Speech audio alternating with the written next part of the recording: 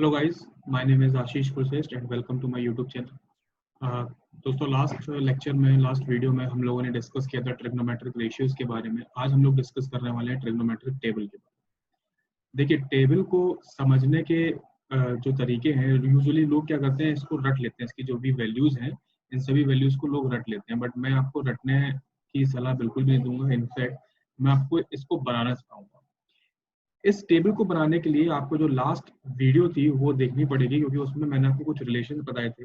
अगर किसी ने नहीं देखी है तो मैं आपसे रिक्वेस्ट करता हूँ कि आप पहले वो देख लीजिए, क्योंकि उसमें कुछ रिलेशंस थे, जैसे ये sine theta is equal to 1 cosec theta. तो ये जो रिलेशंस हैं, इस तरीके के रिलेशन जितने भी मैंने लास्ट वीडियो में बताए थे, वो यहाँ पर डिस्कस करने वाला हूँ। उन्हीं को यूज करके यहाँ पर टेबल हम लोग फॉर्म करेंगे। देखिए, जो टेबल होती है उसमें यहाँ पर ये थीटा है और ये थीटा की लाइन चल रही है। थीटा आपको मैंने बताया था एक एंगल होता है, दिस इज द एंगल, ठीक है। और ये जो है यहाँ पर ये ट्रिग्नोमेट्रिक रेशियोज बने हुए हैं। अब हर एक थीटा की वैल्यू पर, जो ट्रिग्नोमेट्रिक रेशियो की जो न्यूमेरिकल वैल्यू है वो डिफाइन हुई है। देखिए, जीरो अगर हम बात करेंगे 0 डिग्री पर, तो साइन 0 डिग्री की वैल्यू 0 होती है, कॉस 0 डिग्री की वैल्यू 1 होती है। ऐसे 30 पे बात करेंगे, 45 पे बात करेंगे, 60 पे बात करेंगे और 90 पे बात करेंगे। इस चीज का मतलब ये बिल्कुल भी नहीं है कि केवल यही एंगल होते हैं। एक्चुअली में साइन 1 डिग्री की भी वैल्यू होती है, बट वो अभी हमारे लिए यूजफुल नहीं है, ठीक है। लेकिन इसका मतलब ये बिल्कुल भी नहीं है, कभी नहीं है कि इसकी वैल्यू होती नहीं है। लेकिन हम लोगों के लिए, जो हम लोगों का सिलेबस है, उसके लिए 1, 2, 3, 4 और 5 केवल यही वैल्यूज डिफाइन की गई हैं। तो चलिए देखते हैं ये किस तरीके से हम लोग बनाते हैं, किस तरीके से इसकी वैल्यूज डिफाइन की जाती है। देखिए, सबसे पहले जो पहला काम करना है आपको, वो ये है, जैसे मैंने आपको बताया था कि रटने पे मैं भरोसा नहीं दिलवाऊंगा, लेकिन आपको जो फर्स्ट टेबल है, यानी कि जो साइन की जो टेबल है, वो आपको याद करनी पड़ेगी। इसके लिए आपको साइन की टेबल याद होनी चाहिए और वो रिलेशंस याद होने चाहिए जो मैंने आपको लास्ट वीडियो में बताए थे, ठीक है। तो साइन 0 की जो वैल्यू होती है वो 0 होती है। साइन 30 की जो वैल्यू होती है, न्यूमेरिकल वैल्यू, वो 1/2 होती है। साइन 45 की वैल्यू होती है 1/√2। साइन 60 की होती है √3/2 और साइन 90 होती है 1। इसका मतलब क्या है? इसका मतलब है, अगर आपके पास कहीं पर किसी क्वेश्चन में लिखा हुआ है साइन 30 डिग्री, तो आप उसकी जगह डायरेक्ट उसकी न्यूमेरिकल वैल्यू 1/2 लिख सकते हैं। इस तरीके से ये इसकी न्यूमेरिकल वैल्यूज डिफाइन करते हैं, ठीक है। तो साइन की आपको वैल्यूज याद होनी चाहिए, बाकी की टेबल आप खुद बनाएंगे। कैसे बनाएंगे वो अभी हम लोग डिस्कस करेंगे। देखिए, साइन की आपको याद हो गई 0, 1/2, 1/√2, √3/2 एंड 1। 0, 30, 45, 60 and 90 respectively. अब कॉस की जब मैं बात करूंगा, तो कॉस की टेबल आप देखें तो साइन की टेबल इस तरीके से चलती जा रही है, और कॉस की टेबल आप देखें, 0 सबसे ऊपर था, यानी कि साइन 0 पे 0 था, तो साइन 90 पे 0 है।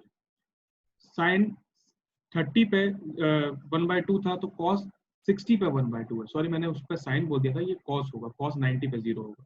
साइन 45 एंड कॉस 45 की वैल्यू सेम होती है। साइन 60 पे √3/2 था, तो कॉस 30 पे √3/2 है। साइन 90 पे 1 था, तो कॉस 0 पे 1 है। यानी कि अगर हम ध्यान दें तो इसकी वैल्यू अगर ऐसे जा रही है, तो इसकी वैल्यू बस रिवर्स हो जा रही है। तो अगर आपको साइन की टेबल याद होगी, साइन की वैल्यूज याद होंगी हर एक एंगल पर, तो आप कॉस की वैल्यूज भी याद रख सकते हैं, ठीक है। बस आपको ध्यान रखना है कि साइन की वैल्यूज इस तरीके से जाएंगी और उसकी रिवर्स में कॉस की वैल्यू जाएंगी। सवाल आता है कि टेन कैसे पता करें। टेन के लिए आपको रिलेशन पता होना चाहिए, कल मैंने आपको बताया भी था। टेन की वैल्यू होती है sine theta upon cos theta. Sine theta upon cos theta. तो जब साइन थीटा, अब ये 0 डिग्री पे बात हो रही है, 0 डिग्री पे मुझे साइन की वैल्यू पता है, साइन की वैल्यू कितनी है, 0 है। और कॉस की वैल्यू पता है, कॉस की वैल्यू कितनी है, 1 है। तो 0/1 कितनी वैल्यू देगा, 0। तो इसलिए टेन 0 की वैल्यू 0 ही होती है। इसी तरीके से साइन 30 की बात करें, साइन 30 जो है वो 1/2 है, और कॉस 30 कितना है, √3/2। तो इसको अगर मैं इधर ले जाता हूँ और इसको इससे मल्टीप्लाई करता हूँ, तो ये क्या हो जाएगा, 2/2 √3, विच मीन्स इससे कैंसिल हो गया, तो ये हो जाएगा 1/√3। तो इसकी वैल्यू क्या आ जाती है, 1/√3। इसी तरीके से आप इसकी सारी वैल्यूज निकाल सकते हैं। 1/√2/1/√2, यानी कि ये हो जाएगा 1। सेम वैल्यू डिवाइड हो रही है, तो ये 1 बताएगा। इसी तरीके से √3/2/1/2, ये आपको वैल्यू देगा √3। अब आते हैं 90 पे। 90 क्या है, साइन 90 1 है और नीचे कॉस 90 0 है। अब देखिए, 0 जब डिनोमिनेटर में आता है तो उसकी वैल्यू हम लोग बोलते हैं कि दिस इज नॉट डिफाइंड। इसको हम लोग नॉट डिफाइंड बोलते हैं। 0 अगर डिनोमिनेटर में है तो वैल्यू नॉट डिफाइंड हो जाती है, 0 अगर न्यूमरेटर में है तो जो आंसर होता है वो 0 ही होता है। ठीक है, ये आपको इस तरीके से tan की वैल्यू बनानी है। नेक्स्ट हम लोग बात करते हैं कोसेक की। तो कोसेक का रिलेशन आप सभी को पता होना चाहिए, 1/sin थीटा होता है। सिंपल अगर हम बात करें, कोसेक जो होता है वो साइन का ही रेसिप्रोकल होता है। तो अगर साइन 0 पे साइन की वैल्यू, साइन 0 की वैल्यू 0 थी तो इसकी वैल्यू 1/0 हो जाएगी। और मैंने अभी क्या बताया, अगर 0 डिनोमिनेटर में आता है तो वो नॉट डिफाइंड है। ठीक है, तो इसको हम लोग एंड डी के नाम से मैंने इस पर लिख दिया है। इसी तरीके से जब 30 डिग्री पे मैं बात करूंगा, कोसेक 30 की वैल्यू, देखिए कोसेक साइन 30 की वैल्यू थी 1/2, तो कोसेक 30 की वैल्यू हो जाएगी केवल 2। इसी तरीके से यहाँ पर हो जाएगी √2 और यहाँ पर हो जाएगी 2/√3 और 1 का रेसिप्रोकल कितना होगा, खुद 1। क्लियर है। इसी तरीके से सेक के भी आप बना सकते हैं। सेक जो होता है वो कॉस का रेसिप्रोकल होता है। कॉस का जब रेसिप्रोकल होगा तो इस वाली टेबल का बस रेसिप्रोकल करते जाना है। तो 1 का रेसिप्रोकल 1 होगा, √3/2 का रेसिप्रोकल क्या होगा, 2/√3, 1/√2 का रेसिप्रोकल क्या होगा, √2, और 1/2 का रेसिप्रोकल क्या होगा, 2, और 0 का रेसिप्रोकल क्या होगा, 1/0, यानी कि नॉट डिफाइंड। अब जरा एक और चीज हम ध्यान दें, क्योंकि कोसेक साइन का रेसिप्रोकल था और सेक कॉस का रेसिप्रोकल था, तो इसकी भी जो सीरीज है वो देखिए आप रिवर्स हो रही है। ठीक है ना, इसकी भी सीरीज आप रिवर्स कर सकते हैं। तो सेक, अगर आपको ये रिलेशन याद है तो इस रिलेशन से निकाल लीजिए, इजी है। अगर ये रिलेशन याद नहीं है तो याद रखिएगा कोसेक का रिवर्स होता है सेक। बात कर लेते हैं कॉट की। कॉट के दो रिलेशन होते हैं, एक होता है 1/10, यानी कि 10 का डायरेक्टली रेसिप्रोकल कर सकते हैं।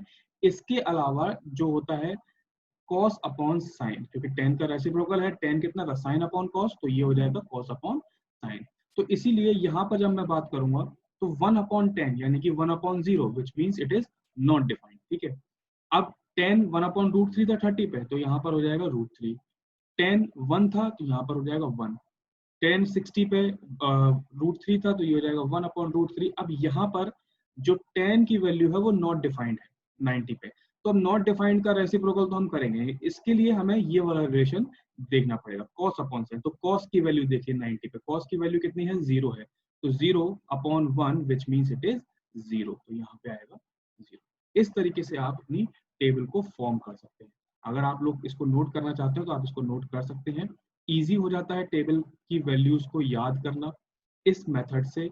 इनफैक्ट आपको याद करने की जरूरत नहीं है, आपको अगर फॉर्म करनी आती है तो आप एग्जाम में उसको फॉर्म करके भी दे सकते हैं। और वैसे भी जब हम क्वेश्चंस करते हैं इस पे तो हमको ऑलरेडी ये वैल्यूज याद होती चली जाती है। सिंपल याद करनी है आपको साइन की, साइन से आपको कॉस की याद हो जाएगी और साइन और कॉस से आपको टेन की याद हो जाएगी, फिर तो बस एक दूसरे ही रेसिप्रोकल्स ही होते हैं। ठीक है, तो अब देखते हैं इस पे कुछ क्वेश्चंस। उसके लिए अभी आपके सामने स्क्रीन पे एक क्वेश्चन आएगा, उसको हम लोग सॉल्व करेंगे। तो ये है आपका फर्स्ट क्वेश्चन, देखते हैं इसको किस तरीके से हम लोग सॉल्व करेंगे। ये लिखा हुआ है आपके पास sin स्क्वायर 30। sin स्क्वायर 30, देखिए एक चीज याद रखिएगा कि कभी भी इस ट्रिग्नोमेट्री में आपके पास ये लिखा हुआ है sin स्क्वायर थीटा, इसका सिंपल मतलब ये है sin थीटा पर होल स्क्वायर, इसका और इसमें कोई फर्क नहीं है। एक चीज और याद रखिएगा जो कंफ्यूजन क्रिएट करता है, sine square theta is not equals to sine theta square, यानी कि अगर आपके पास एंगल है 30 डिग्री और उस पर स्क्वायर होता है तो वो 900 हो जाता है। तो यहाँ पर ये 900 एंगल को नहीं करता है, ये सिंपल साइन थीटा पे स्क्वायर चढ़ जाता है। तो इस चीज का आप ध्यान रखिएगा, इसके आगे फिर जो भी इस क्वेश्चन में है वो आपके लिए ईजी हो जाएगा। ठीक है, तो देखते हैं इस क्वेश्चन को हम लोग कैसे सॉल्व करेंगे। ये लिखा हुआ है साइन स्क्वायर 30। अब साइन स्क्वायर 30 की मैंने आपको वैल्यू बताई, देखो साइन 30 की वैल्यू अभी हमने टेबल में देखी हुई है। साइन 30 की वैल्यू होती है 1/2, 1/2, और इसका हम लोग करेंगे होल स्क्वायर। क्यों, क्योंकि ये लिखा हुआ है साइन 30 पे होल स्क्वायर, तो इसलिए इसको मैं साइन 30 की वैल्यू लगा दूंगा तो 1/2 होल स्क्वायर। इसी तरीके से cos 45 कितना होता है, cos 45 होता है 1/√2, और इस पर भी मैं लगाऊंगा होल स्क्वायर। ये दोनों मल्टीप्लाई में थे तो मल्टीप्लाई में लिख दिया, फिर प्लस एज इट इज रहेगा 4। tan 30 की वैल्यू होती है 1/√3, और इस पर भी लगा हुआ होल स्क्वायर तो होल स्क्वायर लगा दिया। इसके बाद plus 1/2 sine square 90। Sine square 90 की वैल्यू कितनी होती है, साइन 90 की वैल्यू बताइए आप मुझे फटाफट। जिसको नहीं पता है वो प्लीज टेबल को रिवाइज कर लीजिएगा, और अभी साइन 90 की वैल्यू आप लोग मुझे बताएंगे। तो इसकी वैल्यू होती है 1, तो ये आ गया 1 का स्क्वायर। इसके बाद क्या है, इसके बाद है 1/8, 1/8 कॉट स्क्वायर 60। अब कॉट 60 की वैल्यू कैसे पता करेंगे, tan 60 की पहले पता करिए। tan 60 की वैल्यू होती है √3, तो √3 जब tan 60 की होती है तो इसकी क्या हो जाएगी, इसकी हो जाएगी 1/√3, और इस पर भी हो जाएगा स्क्वायर। जब इसको मैं सॉल्व करूंगा तो ये कितना हो जाएगा, 1/4 इंटू 1/√2 का स्क्वायर यानी कि 2, √2 इंटू √2 होता है 2, ठीक है, प्लस 4 एज इट इज रहेगा, और इसमें क्या आ जाएगा 4/3, क्योंकि √3 का स्क्वायर 3, प्लस 1/2 इंटू 1 का स्क्वायर, तो ये हो जाएगा 1/2, प्लस 1/8 इंटू √3 का स्क्वायर यानी कि 1/8 इंटू 1/3। इसको फर्दर मैं सॉल्व करूंगा तो ये हो जाएगा 1/8 प्लस 4/3 प्लस 1/2 प्लस 1/24। इनका एलसीएम ले लेते हैं, क्योंकि फ्रैक्शन वैल्यू है, बिना एलसीएम के सॉल्व नहीं होंगी। 24 आया इसका एलसीएम, तो यहाँ पे आएगा 3 प्लस यहाँ पे 6 इंटू 24, ये बचा 24 प्लस 12 प्लस 1। इसको अगर मैं सॉल्व करूंगा तो देखिए 24 प्लस 12 कितना हुआ, 36, 36 एंड 4,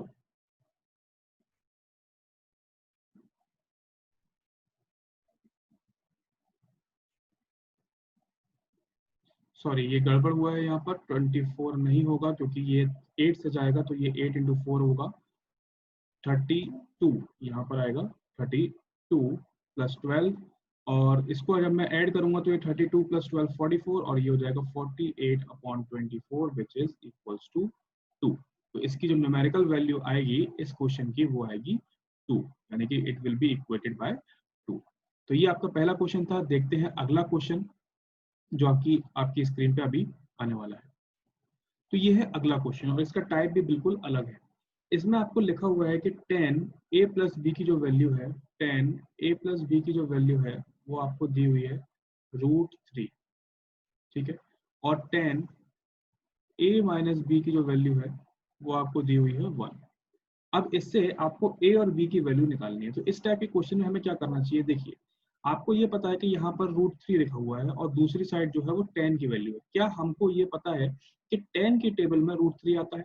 अगर आता है तो किस वैल्यू पे आता है, जरा जल्दी से सोच लीजिए। आप इस वीडियो को पॉज करके, देखना नहीं है सोचना है, और इसको जल्दी से मुझे बताइए पॉज करके कि इसकी वैल्यू क्या आएगी। सोचने के लिए वैसे पॉज करने की जरूरत थी नहीं इसमें। तो इसकी जो वैल्यू है वो हो जाएगी tan 60। अगर आपको याद होगा तो सोचने की जरूरत नहीं पड़ेगी। tan 60 की वैल्यू होती है √3। तो यहाँ पर अगर हम देखें तो tan a plus B is equal to tan 60 है। कुछ लोग क्या करेंगे, tan से tan काट देंगे, tan से tan काट देंगे, लेकिन ऐसा नहीं करना है। tan से tan कभी कटता नहीं है, ट्रिग्नोमेट्रिक रेशियो से रेशियो कभी नहीं कटता।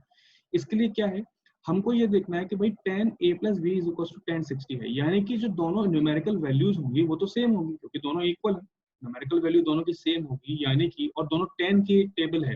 तो इसका मतलब जो a प्लस बी होगा वो 60 के बराबर होगा। देखो करने को तो वही है कि 10 से 10 काट के भी वही आता, लेकिन ये 10 से 10 कट नहीं रहा है, ये इक्वल वैल्यूज दे रहा था, इसलिए एंगल्स इक्वल हुए। अगर यहाँ पर 10 की जगह कॉट होता इस जगह पर, तो फिर ये हम लोग ऐसे नहीं लिख सकते, दोनों तरफ सेम ट्रिग्नोमेट्रिक रेशियो होना चाहिए। तो इससे मुझे मिला a plus B is equal to 60। अब यहाँ पर अगर मैं देखूंगा तो 1 tan की टेबल में कहाँ पर आता है, tan की टेबल में 1 कहाँ पर आता है, tan की टेबल में 1 किस वैल्यू पे आता है, ये जल्दी से पॉज करिए और मुझे बताइए कि किस जगह पे आएगा। ये आएगा 45 पे, तो tan 45, 1 की जगह में tan 45 लिख सकता हूँ।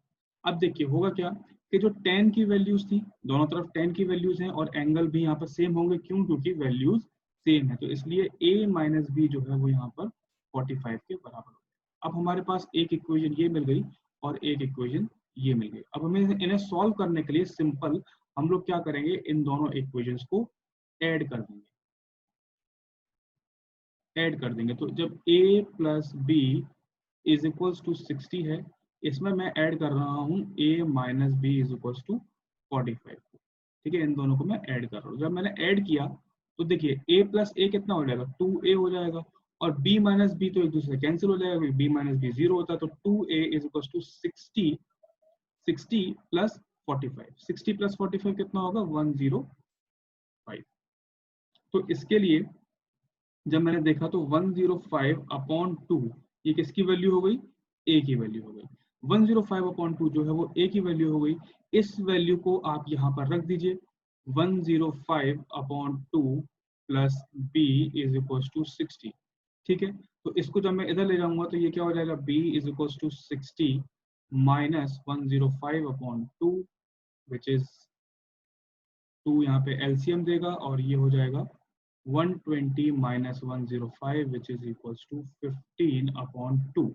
इसको आप चाहो तो डेसिमल में भी लिख सकते हो, इसको भी आप डेसिमल में लिख सकते हो। ये कितना हो जाएगा, 54.5।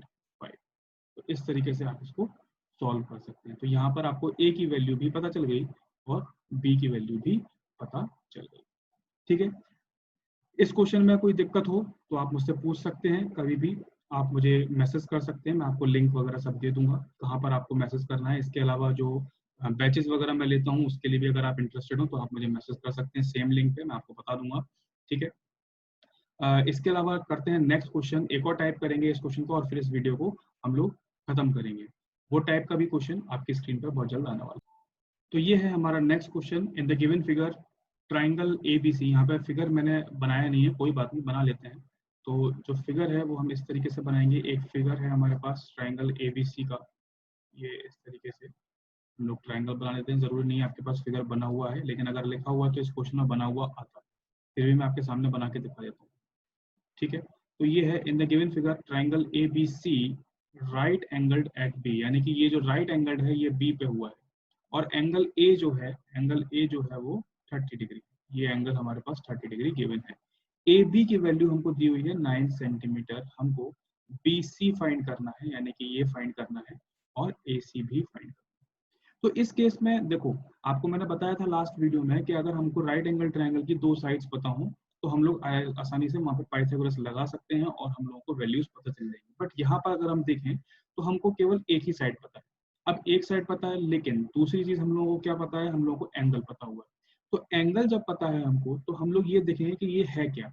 देखिए, इस ट्राइंगल के लिए, इस राइट एंगल ट्राइंगल के लिए ये एंगल है, तो ये जो है ये बेस कंसिडर किया जाएगा। जब बेस ये है 90 के सामने वाला हाइपोटेन्यूज होगा तो ये हाइपोटेन्यूज हुआ और ये हो जाएगा परपेंडिकुलर। हमको फाइंड करना है BC और AC। अब दोनों में से किसी भी को यूज कर लो, लेकिन ध्यान रखिएगा वहां पर बेस आना चाहिए। तो ऐसी अगर मैं परपेंडिकुलर निकालना चाहूँ तो बेस और परपेंडिकुलर किस में आते हैं, परपेंडिकुलर और बेस जो है वो tan के रिलेशन में आते हैं, यानी कि tan थीटा जो होता है वो होता है परपेंडिकुलर अपॉन बेस, यही होता है tan थीटा। tan थीटा की जगह हमारे पास थीटा की वैल्यू दी हुई है 30 डिग्री। इसके लिए परपेंडिकुलर क्या है हमें पता करना है और बेस कितना है 9। तो tan 30 की वैल्यू अभी अभी हमने देखी है 1/√3, ये हो जाएगा परपेंडिकुलर अपॉन 9। तो परपेंडिकुलर की वैल्यू कितनी होगी 9/√3। और बाय कन्वेंशन हम लोग √3 को डिनोमिनेटर में नहीं छोड़ते हैं, तो इसको हम लोग रेशनलाइज कर देते हैं, √3 से मल्टीप्लाई और डिवाइड। तो ये हो जाएगा 9√3/3 और इससे ये कट जाएगा तो ये कितना हो जाएगा 3√3 सेंटीमीटर। इसी तरीके से हम लोग एक रिलेशन और देखें। अब देखिए दो तरीके बन गए। अब यहाँ तक जैसे हम लोगों ने किया, यहाँ से दो तरीके खुल जाते हैं। एक साइड हमें दूसरी पता चल चुकी है तो हम यहाँ पे पाइथागोरस लगा सकते हैं हाइपोटेन्यूज निकालने के लिए। या फिर दूसरा ये भी तरीका है कि हम लोग बेस और हाइपोटेन्यूज को यूज करके, बेस और हाइपोटेन्यूज का रिलेशन किस में आता है, कॉस में आता है। cos 30 is equal to base upon hypotenuse. तो cos 30 की वैल्यू कितनी होती है, cos 30 की वैल्यू होती है √3/2 which is equals to base which is 9 and hypotenuse। तो hypotenuse यहाँ से कितनी हो जाएगी, h is equals to 9 into 2/√3 which is equals to 18/√3। और फिर से मैं इसको रेशनलाइज कर दूंगा क्योंकि रूट की वैल्यूज डिनोमिनेटर में छोड़ना पसंद नहीं करते हैं हम लोग। तो ये 18√3/3 which is equals to 6√3 centimetre. तो ये आपका सॉल्व हुआ है। इसमें किसी भी तरीके का डाउट हो तो आप अगेन मुझे पूछ सकते हैं उसी पर्टिकुलर लिंक। ठीक है, तो ये आपके कुछ क्वेश्चन थे ट्रिग्नोमेट्रिक टेबल पे बेस्ड।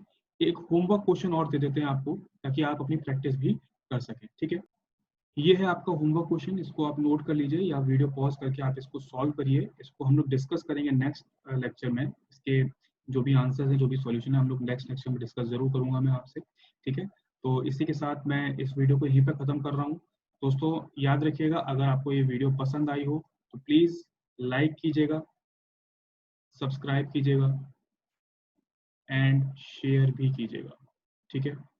और किसी भी तरीके की आपको दिक्कत आती है तो मैं आपको लिंक भेजूंगा। ऑनलाइन क्लासेस बहुत जल्दी मैं अपनी स्टार्ट करने वाला हूँ, ऑनलाइन बैचेस जो है वो स्टार्ट करने वाला हूँ क्लास 10th के, साइंस और मैथ दोनों के। तो उसकी डिटेल्स मैं आपको बता दूंगा, जैसे ही मैं प्रिपेयर हो जाऊंगा उसकी डिटेल्स भी आपको पता चल जाएगी। आप कहाँ से कैसे मुझे कॉन्टैक्ट कर सकते हैं वो भी मैं आपको बता दूंगा, ठीक है। This is coming soon. तो वीडियो को अगर पसंद किया हो आपने तो इसको लाइक, सब्सक्राइब और शेयर जरूर कीजिएगा। थैंक यू सो मच, मिलते हैं नेक्स्ट वीडियो में।